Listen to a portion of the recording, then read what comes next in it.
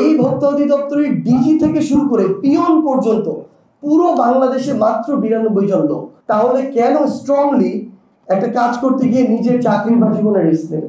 এখানে মন্ত্রণালয়ের সংশ্লিষ্ট যারা আমলাতন্ত্রের বিভিন্ন পদে যে মানুষগুলো রয়েছে, আমলা, সেটা স্থানীয় প্রশাসনে ইউএনও ছিলেন, তারা এক সময় ডিসি ছিলেন, এখন আমলাতন্ত্রের বিভিন্ন জায়গায় আছেন, তারা তাদের জায়গায় বিভিন্ন প্রোগ্রাম, এটা ব্যক্তিগত হতে পারে, পারিবারিক হতে পারে, প্রাতিষ্ঠানিক হতে পারে, এই প্রোগ্রামের জন্য কিছু বড় বড় বিজনেসম্যানের কাছে যান, কমিউনিটির কাছে যান, কে স্পন্সর নেন, যা প্রয়োজন তার চেয়ে অনেক বেশি নেন, কিছু নিজের পকেটে ঢোকান।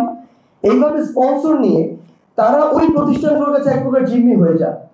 এরপরে এই মানুষগুলোকে ব্যবহার করে ওই প্রতিষ্ঠানগুলো তাদের জায়গা থেকে মানে যত রকমের অসৎ সুযোগ সুবিধা নেওয়া যায় সেটা নেয়, ফলে এই কন্ট্রোলটা তারা প্রশাসনিকভাবে করতে পারে না। এবং আমরা যে জিনিসটা দেখি, এটা সংক্রান্ত কিছু ল করা হয়েছে।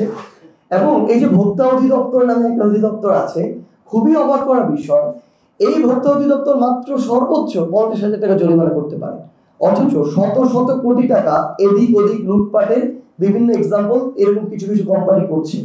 এবং আরেকটা মজার বিষয়, আমরা এতদিন মনে করতাম ভোক্তা অধিদপ্তর মানে বিশাল বড় কিছু একটা, আমাদের এই টিম আমাদের ফাইন্ডিংস দিচ্ছে এই ভোক্তা অধিদপ্তরের ডিজি থেকে শুরু করে পিয়ন পর্যন্ত পুরো বাংলাদেশে মাত্র 92 জন লোক।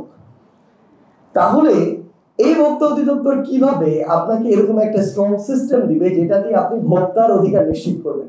সম্ভব না। যখন তারা তাদের জায়গা থেকে লোকবলের ডিমান্ড দিচ্ছে, বিভিন্ন কারণে বিভিন্ন মানুষের প্রভাবে সেগুলো আবার সেই জায়গা থেকে অ্যাপ্রুভ করা হচ্ছে না। আমরা এই জায়গায় আরেকটা জিনিস দেখতে পাচ্ছি যে এই বিভিন্ন অধিদপ্তর বা প্রশাসনিক কিছু তো ভালো মানুষজন আছে, তারা যখন ফিল্ড অবজারভেশনে যায়, বিভিন্ন কাজে যায়, কোন একটা জরিমানা, এমন উদাহরণ ছিল গত বছরেই, জরিমানা করে অফিসে যাওয়ার আগে তাকে ওএসডি করা হয়েছে।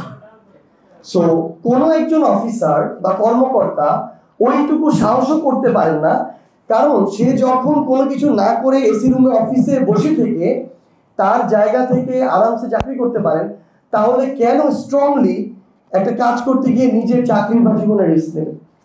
সো এই জায়গা থেকে তখন এই আলটিমেটলি যে অ্যাপ্লিকেশনসগুলো, এই অ্যাপ্লিকেশনস হয় না। এবং ফাইনালি একদম বিজনেস কমিউনিটি আপনার ওই সমুদ্র বন্দর থেকে শুরু করে সব জায়গাটাকে ধীরে ধীরে জিম্মি করে ফেলে। মাদার ভেসেল থেকে লাইট ভেসেল আপনার পণ্য আসবে কিনা এটা 1-2টা সিন্ডিকেট নিয়ন্ত্রণ করে। দেশে আপনার যথেষ্ট উৎপাদন আছে, কিন্তু সাপ্লাই চেইনে যাবে কিনা এটা কয়েকটা কোম্পানি নিয়ন্ত্রণ করছে।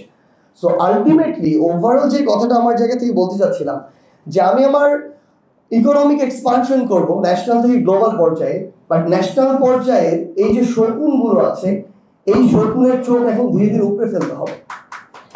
তো আমরা যদি এই জায়গাটাতে স্ট্রংলি ভূমিকা পালন করি, দেন আমাদের গ্লোবাল নেভিগেশন আমাদের মানে শুরু করার পথটা আমার মনে সহজ হবে।